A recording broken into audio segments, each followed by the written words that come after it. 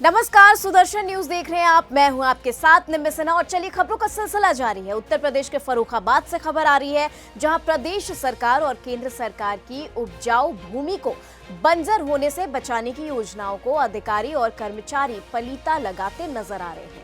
बता दें कि अधिक पैदावार करने के लिए किसान 4 गुना रासायनिक उर्वरकों का प्रयोग कर रहे हैं और उपजाऊ भूमि को बंजर बना रहे हैं। किसानों का रासायनिक उर्वरकों के प्रयोग से होने वाले हानिकारक प्रभाव की जानकारी देने की बजाय अधिकारी कागजों में खानापूर्ति करते नजर आ रहे हैं। बता दें कि जिले के 50,947 ton urea, 16,674 ton DAP, 28,656 ton NPK, 15,622 ton super, 9,362 ton potash खाद का प्रयोग कर चुके हैं। वहीं रासायनिक उर्वरकों के प्रयोग और पर्यावरण में परिवर्तन की वजह से अगैती आलू की फसल की पैदावार में भारी गिरावट आई। उत्तर प्रदेश में फसलों में रासायनिक उर्वरकों का प्रयोग करने में फर्रुखाबाद दूसरे स्थान पर है और सरकार के रासायनिक उर्वरकों के प्रयोग को रोकने और जैविक खेती करने को बढ़ावा देने की योजना फाइलों में चल रही है। अगैती आलू की फसल सातनपुर मंडी में लगभग 80 ट्रक प्रतिदिन पहुंचती, जो अब घटकर 40 ट्रक प्रतिदिन रह गई है। जानकारी के अभाव और अधिक पैदावार के चक्कर में किसान अधिक रासायनिक उर्वरकों का प्रयोग कर रहे हैं। रासायनिक उर्वरकों के अधिक मात्रा में प्रयोग करने से फसलों की पैदावार में लगातार गिरावट आ रही है। 27 क्विंटल प्रति बीघा पैदा होने वाली आलू फसल की पैदावार में पर्यावरण में परिवर्तन और रासायनिक उर्वरकों के अधिक प्रयोग करने से आलू की पैदावार 13 क्विंटल प्रति बीघा रह गई है। जिला आलू विकास अधिकारी राघवेंद्र सिंह का कहना है कि पर्यावरण में परिवर्तन हो रहा है और पैदावार के लिए उनका कहना है कि पहले सर्दी 3 महीने पड़ती थी, अब सर्दी 1 महीने पड़ रही है। आलू बुबाई के समय सर्दी का मौसम शुरू हो जाता है, अब बुबाई के समय तक गर्मी रही है। क्लाइमेट चेंज हो रहा है, जिस तरीके से पूरा जो परिवर्तन हो रहा है क्लाइमेट का, उसकी वजह सबसे बड़ा जो फसल ये पड़ेगा कि जो जर्मिनेशन के लिए टेम्परेचर चाहिए आलू की फसल का, ठीक, ट्यूबर फॉर्मेशन के लिए टेम्परेचर चाहिए आलू की फसल के लिए, और वेजिटेटिव ग्रोथ के लिए, इन सभी चीज़ों में धीरे धीरे टेम्परेचर बढ़ गया है। जिसकी वजह से क्या हुआ, जब आलू की बुवाई करी गई तो आलू की बुवाई कर 2 प्रकार से हम लोग आलू की बुवाई करते हैं। एक तो सीड साइज पोटैटोस करते हैं, दूसरा होता है ओवर साइज। जो सीड साइज पोटैटो होता है वो ज़्यादा टेम्परेचर होने की वजह से, ठीक है, उसका कम सड़ता है, लेकिन जो हम लोग काट के आलू बोते हैं, ठीक, ओवर साइज आलू को हम लोग काट के बोते हैं, तो उसके सड़ने की क्षमता मतलब संभावना ज़्यादा होती है। तो इस साल यही हुआ है कि जो हम लोगों ने खुद किसानों को फील्ड में विजिट किया है, मेरे द्वारा विजिट किया गया, हमारा जो आलू का फार्म है वहाँ भी हमने विजिट किया है, तो जो ज़्यादा टेम्परेचर होने की वजह से इनिशियल स्टेज में तो आलू की सड़न हुआ है। और ये मतलब जो ट्यूबर का भी फॉर्मेशन का समय चल रहा है, जो वेजिटेटिव ग्रोथ के बाद ट्यूबर फॉर्मेशन होता है, तो हाई टेम्परेचर होने की वजह से ट्यूबर फॉर्मेशन पर भी असर पड़ रहा है, क्योंकि 17 से 20 degree Celsius temperature tuber formation के लिए चाहिए, जो कंद का डेवलपमेंट होता है विकास के लिए, लेकिन अभी जो एवरेज टेम्परेचर 24 डिग्री सेल्सियस चल रहा है। तो अपने क्षेत्र में सर कितना आलू बोया है, और क्या भारत में जो आलू बोया जा रहा है तो उस पर भी क्लाइमेट का क्या असर पड़ेगा? देखिए, अपने क्षेत्रफल में, अपने जनपद में जो विभाग द्वारा जो क्षेत्रफल था 43,100 हेक्टेयर, लगभग वो कंप्लीट हो चुका है। सभी किसानों को लिया है, अच्छी आलू की बुवाई अच्छी हुई है। खाली टेम्परेचर की वजह से कुछ समस्याएं हैं, वो भी जैसे जैसे टेम्परेचर कम होगा, क्योंकि अभी मैंने देखा है फील्ड में जाके, जब फार्मर की फील्ड हो गया तो मैंने देखा है कि कुछ जर्मिनेशन अभी हो भी रहा है, ठीक है, काफ़ी मतलब जर्मिनेशन में डिफरेंस है। 10 दिन पहले और आलू बुवाई सेम टाइम हुआ, लेकिन कुछ 10 दिन पहले निकला है, कुछ अभी जर्मिनेशन हो रहा है। लेकिन पूरे भारत में अगर देखा जाए तो हर जगह, हर राज्य का अलग अलग टेम्परेचर होता है, अलग अलग क्लाइमेटिक, लोकल क्लाइमेटिक कंडीशन होते हैं। लेकिन फर्रुखाबाद में है, जनपद फर्रुखाबाद में, कि आलू की 4 से 5% तक सड़न हुआ है। अच्छा, तो ये कहें अन्य फसलों पे भी सर इसका असर पड़ेगा? क्लाइमेट चेंज का असर सभी फसलों पर रहा है, क्योंकि क्लाइमेट चेंज में होता क्या है कि बारिश उतना ही होता है, लेकिन पहले जो बारिश 2 महीने में होना चाहिए, अब वो बारिश 1 महीने में हो रही। पहले जो सर्दी 3 महीने में जितनी सर्दी पड़नी चाहिए, अब वो 1 महीने पड़ रही। तो जो टाइम स्पैन वो कम हो गया है, लेकिन सर्दी उतनी पड़ रही, लेकिन कम समय में। तो उससे क्या होता है, जो फसल चक्र होता है उस पर, सभी फसलों पर उसका असर पड़ता है। नया आलू 40 रुपये 50 रुपये बिक रहा है, तो क्या लग रहा है कि आने वाले समय में रेट? देखिए, अभी पुराना आलू इसलिए क्योंकि थोड़ा हुआ था, जो नया जो हम लोग अगेती आलू की फसल करते हैं उससे 10 या 15 दिन का डिले हुआ था बारिश की वजह से। ठीक है, तो अभी हमारा नया आलू निकलना शुरू नहीं हुआ। जैसे ही नया आलू बाजार में आएगा तो जो मार्केट में जो आलू के अभी जो दाम चल रहे हैं वो ऑब्वियसली एकदम स्टेगनेंट करेंगे और जो हमारा कंज्यूमर उसकी पहुंच में होगा। कोल्डों की क्या स्थिति है? हमारे जनपद अभी 107 संचालित कोल्ड स्टोरेज हैं। कोल्ड स्टोरेज में आलू की निकासी 99.25% तक हुआ, जो आज कोल्ड स्टोरेज एसोसिएशन पता किया है। कोल्ड स्टोरेज में फोन मतलब दूरभाष पे वार्ता से पता चला है। सर यहाँ पे किसान जो है लगातार क्षमता से ज़्यादा खादों का प्रयोग कर रहा है, जैसे भूमि बंजर हो रही। क्या इन्हें जागरूक करने के लिए कोई प्रयास नहीं किया जा रहा सरकार द्वारा? नहीं, सरकार द्वारा जनपद स्तर पर, विकासखंड स्तर और नया पंचायत स्तर पर लगातार मेला गोष्ठी के माध्यम से संतुलित उर्वरकों के प्रयोग को बढ़ावा देने के लिए कार्ययोजना भी है और हम लोग बता भी रहे हैं। यहाँ के जिलाधिकारी महोदय कृषि विषय से MSc और PhD हैं BHU से, तो वो स्वयं चूँकि कृषि के विद्यार्थी रहे BM सब, उनका विशेष जोर आता है कि जनपद के किसानों को रसायन मुक्त खेती कराई जाए, इसलिए वो प्राकृतिक और जैविक खेती में विशेष जोर दे रहे हैं। और किसानों को हम लोग के माध्यम से उनके द्वारा भी हर बैठकों में किसान दिवस में गोष्ठी के माध्यम से अवगत कराया जाता है कि अब मिट्टी की जांच करा करके जो वैज्ञानिक रिकमेंड करें कि कितनी खाद पड़नी चाहिए, किस तत्व की कमी उस आधार पर उर्वरक का प्रयोग करें। क्योंकि अपने ज़िले में 1 से 1.5 बोरी उर्वरक पड़ना चाहिए। आलू का बेल्ट है, बलुई मिट्टी है, लेकिन किसान शुरू से 5 बोरी DAP का प्रयोग करता रहा है, उससे ऊपर भी जाता है। धीरे धीरे हम लोगों ने इसको कंट्रोल किया है, कम भी हो रहा है, किसान जागरूक भी हो रहा है। पहले किसान नैनो DAP और यूरिया का प्रयोग नहीं करता था, लेकिन उसके रिजल्ट को देखते हुए किसान इस तरफ जा रहे हैं और बहुत खुशी की बात है कि धीरे धीरे लोग इस तरफ अग्रसर हो रहे हैं, जिसका लाभ भविष्य में मिलेगा। अब जैसा देखा जा रहा 50,000 मीट्रिक टन यूरिया की खपत हो चुकी है। इस तरह तो बिल्कुल पूरी तरह से लग रहा है किसान को जानकारी नहीं है, अनुभवी किसानों से जानकारी उपलब्ध नहीं कराई जा रही। जो भी कार्यक्रम चल रहे हैं आपके कागजों में चल रहे हैं, धरातल कुछ नहीं चल रहा है। मैंने देखी किसान को बीच में जैसे कुछ समाचार पत्रों के माध्यम से या कुछ जो किसान विरोधी कही है सरकार के लोगों ने कहा कि नहीं, खाद की बहुत बड़ी कमी है, बहुत दिक्कत आने वाली है, तो किसान ग्रामीण परिवेश का सीधा सच्चा व्यक्ति होता है, वो घोड़ा गया, तो उनके अंदर ये भावना है कि हम अधिक से अधिक उर्वरक अपने पास इकट्ठा कर लें।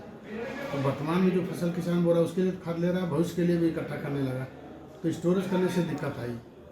फिर हम लोगों ने उस आधार पर किसानों को भी अवगत कराया और दुकानदारों को भी कहा कि किसानों की खतौनी लेकर के और आधार कार्ड लेकर के ही इसमें जो है उर्वरक का उनको उपलब्ध कराया जाए।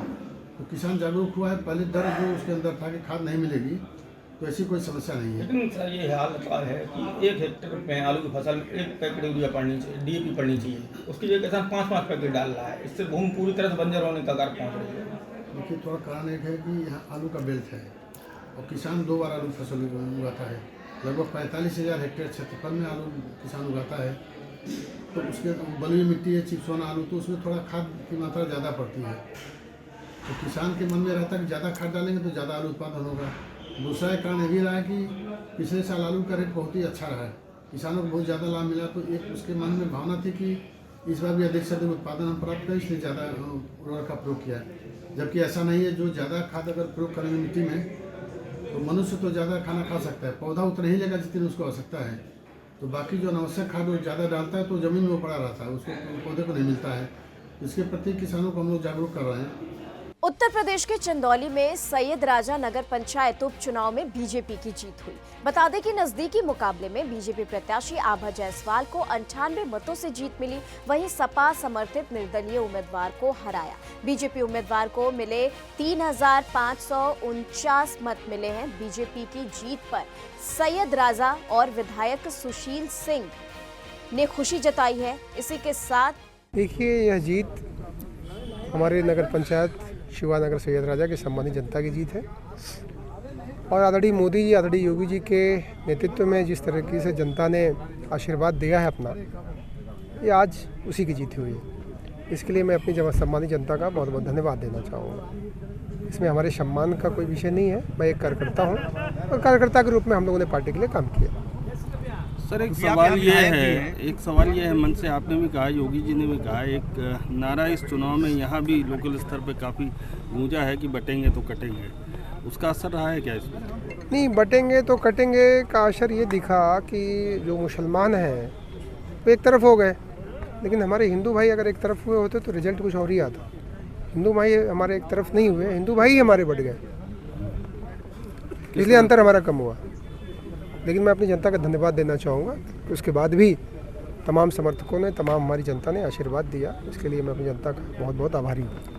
एक और सवाल है, अभी आपने शुरुआत भी की शिवानगर सैयद राजा से, तो क्या सैयद राजा का नाम बदलने जा रहे हैं? चूँकि जिला पंचायत स्तर पे ही इस पे प्रयास किया जाना है, तो ये क्या इस तरह से एक बार नहीं, ये जिले स्तर पे नहीं होता है, ये लखनऊ के कैबिनेट में ये होता है किसी भी का भी स्थल का नाम बदलने के लिए। और यहाँ से प्रस्ताव ऑलरेडी पहले भी जा चुका है और इस पर चर्चा सरकार में हो चुकी है, ऑलरेडी ADG से बात हो चुकी है।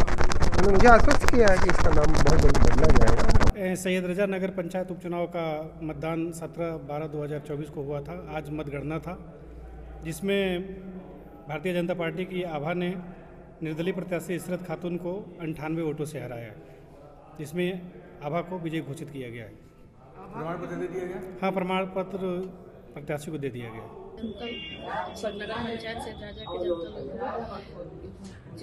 क्या रहेगा प्रमुखता? नगर का विकास मेरी पहली प्राथमिकता। कैसा लग रहा है? पहली बार गृहिणी है, गृहिणी के बाद आप राजनीति में आए, चुनाव जीता, कैसा लग रहा है? अच्छा लग रहा है, बहुत अच्छा। उत्तर प्रदेश के फर्रुखाबाद में कलेक्ट्रेट परिसर में बीजेपी नेताओं को पुलिस ने राहुल गांधी का पुतला नहीं फूंकने दिया।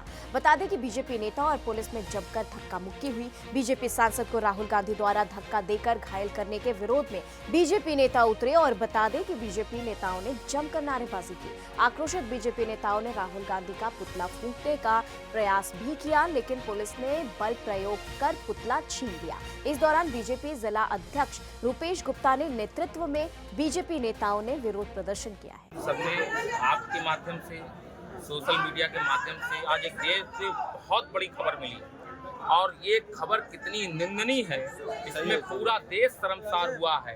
दुनिया का सबसे बड़ा लोकतंत्र का मंदिर, उसमें जनता द्वारा चुने गए लोगों पर हिंसात्मक कृत्य किया गया।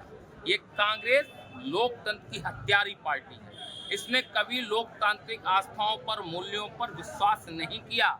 चाहे जवाहरलाल नेहरू का प्रथम चयन रहा हो, चाहे इंदिरा गांधी की हत्या रही हो, चाहे इंदिरा गांधी का आपातकाल रहा हो, चाहे इंदिरा गांधी की हत्या के बाद निर्दोष सिखों का नरसंहार रहा हो, ये बहुत हत्यारी पार्टी है। ये लोकतांत्रिक मूल्यों पर विश्वास नहीं करती, ये डॉक्टर अंबेडकर जी के विचारों पर विश्वास नहीं करती। आज वही दलित पिछड़ों के सांसद के साथ LOP के नेता ने इतना दुर्भाग्यपूर्ण कृत्य किया है, जिसके लिए उन्हें कभी भी देश की जनता क्षमा नहीं करेगी। हम DM साहब के माध्यम से राष्ट्रपति को एक पत्र लिखा है, ज्ञापन लिखा है, और उसमें मैंने माननीय राष्ट्रपति महोदय से आग्रह किया है वो लोकसभा के अध्यक्ष माननीय ओम बिरला जी को पत्र लिखें कि इस कृत्य के लिए राहुल गांधी की संस्था निलंबित की जाए, उनकी संस्था खत्म की जाए। ये हमने माना। उत्तर प्रदेश के संभल में अधिवक्ता की हत्या पर अधिवक्ताओं का आक्रोश पनपा है, जहां एडवोकेट प्रोटेक्शन एक्ट लागू करने की मांग की जा रही है। बता दें कि संभल में बाइक सवार बदमाशों ने एक वकील पर ताबड़तोड़ फायरिंग कर हत्या करने पर अधिवक्ताओं का आक्रोश देखने को मिला।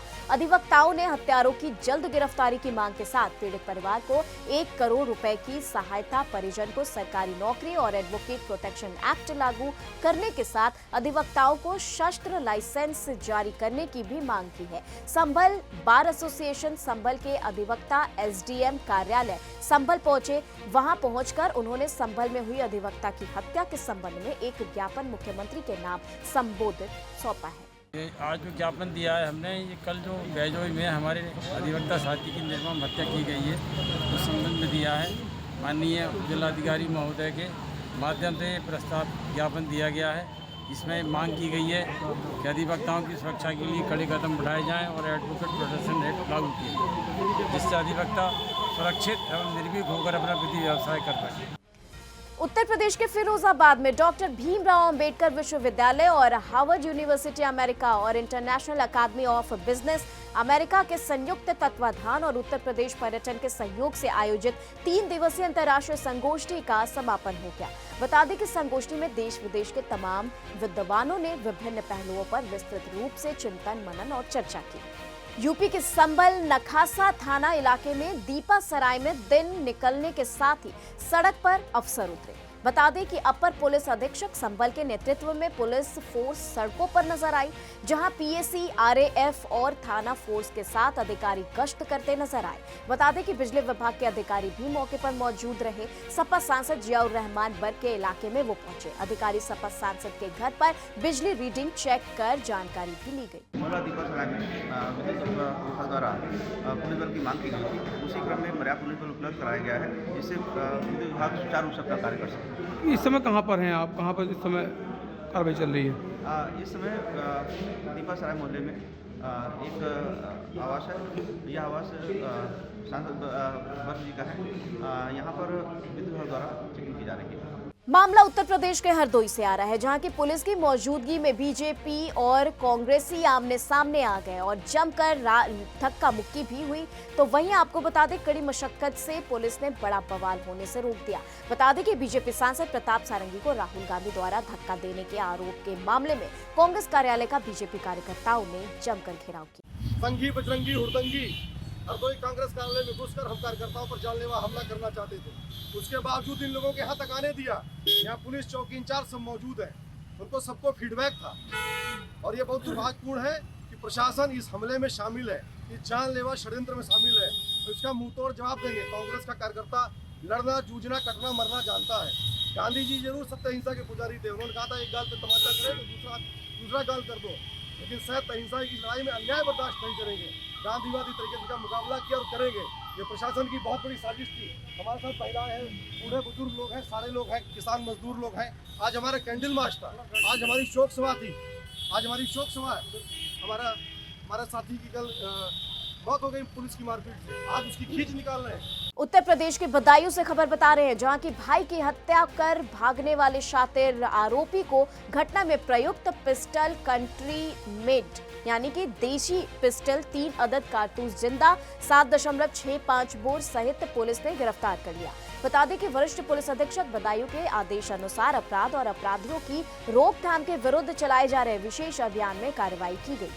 दिसंबर को एक हत्या की घटना हुई थी, जिसमें छोटे भाई ने अपने बड़े भाई को गोली मारकर हत्या कर दी थी। इस संबंध में उनके पिता खालिद के द्वारा एक अभियोग पंजीकृत उसी दिनांक को करा दिया गया था। इसमें छोटे भाई की तलाश में उसने अपनी मोबाइल चूँकि बंद कर दी थी, तो मैनुअली इंस्पेक्टर कोतवाली और उनकी टीम ने लगातार प्रयास किया और उस प्रयास से उनको आज सफलता मिली। जो छोटा भाई आदिल खान था उसकी गिरफ्तारी हुई और उसके कब्जे से वो पिस्टल भी बरामद हुई और 3 जिंदा कारतूस भी बरामद हुए हैं। उसके द्वारा ये कारण बताया गया कि वो हमसे और हमारे पिताजी से बहुत ज़्यादा नफरत करता था और उस दिन लड़ाई झगड़े में मैं उसी के नाते पिस्टल लाया था। पिस्टल निकाल करके इसके ऊपर फायर कर दिया था। इस घटना के संबंध में जो कोतवाली पुलिस की टीम ने कार्य किया है, निश्चित तौर पर सराहनीय है। इन्होंने मैनुअली पूरा कार्य करते हुए इस अभियुक्त की गिरफ्तारी की है। तो तारिक से पिस्टल बेची है, तारिक के खिलाफ क्या कार्रवाई हो रही? इसमें जो पिस्टल लिया है, इसने क्रेडिट कार्ड के थ्रू 35,000 रुपये निकाले थे और तारिक से 35,000 रुपये में वो पिस्टल खरीदी थी। तारिक के संबंध में जांच अलग से की जा रही है। उत्तर प्रदेश के चंदौली जनपद के एसपी आदित्य लाघे के निर्देश पर एएसपी विनय कुमार सिंह के नेतृत्व में थाना बलुआ पुलिस ने हत्या मामले का बड़ा खुलासा किया। बता दें कि अवैध संबंधों को लेकर एक व्यक्ति ने मुन्ना को मौत के घाट उतारा। इसको लेकर बलुआ प्रभारी निरीक्षक और पुलिस टीम ने घटना का 48 घंटे के भीतर अनावरण कर दिया और आगे की कार्रवाई शुरू कर दी। देखिए, बलुआ थाना क्षेत्र में 16 तारीख को मुन्ना यादव नाम के एक व्यक्ति की हत्या की गई थी, जिसमें पुलिस द्वारा टीम बनाई गई थी, जिसमें एडिशनल एसपी साहब, सीओ साहब, एसएचओ साहब सर्विलांस के माध्यम से इस घटना का सफल अनावरण किया गया है। इस घटना में अभियुक्त जो है राकेश सिंह यादव, इसको गिरफ्तार किया गया है। ये इस व्यक्ति द्वारा, जो राकेश सिंह यादव है, इसमें असली मोटिव जो घटना करने का था, क्योंकि राकेश सिंह यादव की पत्नी के साथ मृतक के अवैध संबंध थे। लगभग 1.5 महीना पहले ये आपत्तिजनक व्यवस्था में पाए गए थे, तो उसका बदला लेने के लिए अभियुक्त द्वारा मृतक को बुलाया गया था शाम को इनके द्वारा पार्टी के नाम पे, कि साथ में इनके द्वारा शराब पी गई। इसको ज़्यादा अधिक शराब पिला के जो अभियुक्त है इसने चाकू का इस्तेमाल किया, उसके द्वारा इसने घटना को अंजाम दिया है। और इस घटना में बरामदगी भी हुई है। जो चाकू मौके से मिल गया था, साथ में जो खूनालूदा कपड़े हैं वो वहाँ से बरामद हुए हैं, साथ में इसके घर से, और शराब की बोतल भी बरामद हुई है। इसमें इसका पूर्व का कोई आपराधिक इतिहास नहीं है, लेकिन इन दोनों का उठना बैठना पहले निरंतर साथ में रहता था। और क्योंकि हाल फिलहाल में जो मृतक है इसके एक बच्चा भी हुआ था, और इसी में पार्टी देने के लिए जो अभियुक्त ने मृतक को बुलाया था और उस दिन शाम को घटना को अंजाम दिया। मध्य प्रदेश के धार में दुर्गा ब्रिगेड के द्वारा प्रेस वार्ता का आयोजन किया गया। इस प्रेस वार्ता में दुर्गा ब्रिगेड की पदाधिकारी ने बताया कि दुर्गा ब्रिगेड जिहादियों के खिलाफ हल्ला बोल अभियान चलाएगी। बता दें, दुर्गा ब्रिगेड की पहल पर हिंदू मातृ शक्ति रक्षा के लिए माता अहिल्या देवी के त्रिशताब्दी जन्म जयंती के अवसर पर एक नाट्य मंचन का आयोजन किया गया। बता दें कि संपूर्ण भारत आज इस्लामिक जिहाद के षड्यंत्र से जूझ रहा है। इसी कड़ी में दुर्गा ब्रिगेड ने तय किया कि यहाँ जहाँ जहाँ लव जिहाद की संभावना है वहाँ हल्ला बोल और जिम, कोचिंग सेंटर, निजी हॉस्टल, होटल, कैफे, विशेषकर बसों में कंडक्टरों द्वारा इस प्रकार का कार्य किया जाता है। इन बसों की निगरानी रखी जाएगी। किसी भी परिस्थिति में धार नगर में किसी भी प्रकार का जिहाद बर्दाश्त नहीं किया जाएगा। इसमें आप सभी बंधुओं के सहयोग की अपेक्षा है, ऐसा उन्होंने कहा है। आज 3 विषयों पे चर्चा कर रहे हैं। पहला है जिहादी षड्यंत्र। जिस प्रकार पूरे धार शहर में जिहादी षड्यंत्र रचा जा रहा है, जैसे महिलाओं, हमारी बहन बेटियां पूरी तरह सुरक्षित नहीं है। जिम में, कैफे में, होटलों में, हॉस्टलों में, खासकर बसों में जो षड्यंत्र रचा जा रहा है, उससे हम आपके द्वारा पुलिस प्रशासन से अपील करते हैं कि इस तरह का षड्यंत्र रोका जाए, जल्द से जल्द इस पर कार्रवाई की जाए, नहीं तो हम दुर्गा ब्रिगेड की महिलाएं हल्ला बोल करेंगे। दूसरा कार्यक्रम हमारा उन नौजवान सैनिकों के लिए है जो बॉर्डर पे तैनात है। आज हम उन्हीं की वजह से सुरक्षित हैं। उनकी माताओं का सम्मान के लिए पद पूजन करना चाहते हैं। तीसरा विषय माँ अहिल्या माता के 300वीं जन्म जयंती पर हम नाट्य प्रोग्राम करना। वहीं कर्नाटक के चिक्कोड़ी में 2 बाइक की आमने सामने टक्कर होने से चिक्कोड़ी पुलिस थाने के पुलिस कांस्टेबल की ही वहां पर मौत हो गई है। बता दें, पुलिस स्टेशन में कार्यरत पुलिस कांस्टेबल मंजूनाथ सत्तीगेरी, जो कि 26 वर्ष का बताया जा रहा है। मंजूनाथ मूल रूप से बागलकोट जिले के महालिंगपुर के पास केसर गुप्पा गांव के रहने वाले थे। पिछले 5 वर्षों से चिक्कोड़ी पुलिस स्टेशन में कार्यरत थे। बाइक पर कुर्ची से आते समय रायबाग रोड पर नंदी कुरली क्रॉस के पास 2 बाइक की आमने सामने भिड़ंत हो गई। पुलिस कांस्टेबल की मौके पर ही मौत हो गई, तो वहीं 2 लोगों को गंभीर चोट लगने से रायबाग अस्पताल में भर्ती कराया गया। वहीं रायबाग पुलिसों ने मौके पर पहुंचकर घटना की जांच की और पुलिस थाने में मामला दर्ज कर आगे की कार्रवाई शुरू कर दी गई। चलिए, फिलहाल के लिए खबरों में बस इतना ही, लेकिन देश दुनिया की तमाम खबरों के लिए आप देखते रहे सुदर्शन न्यूज। जय हिंद।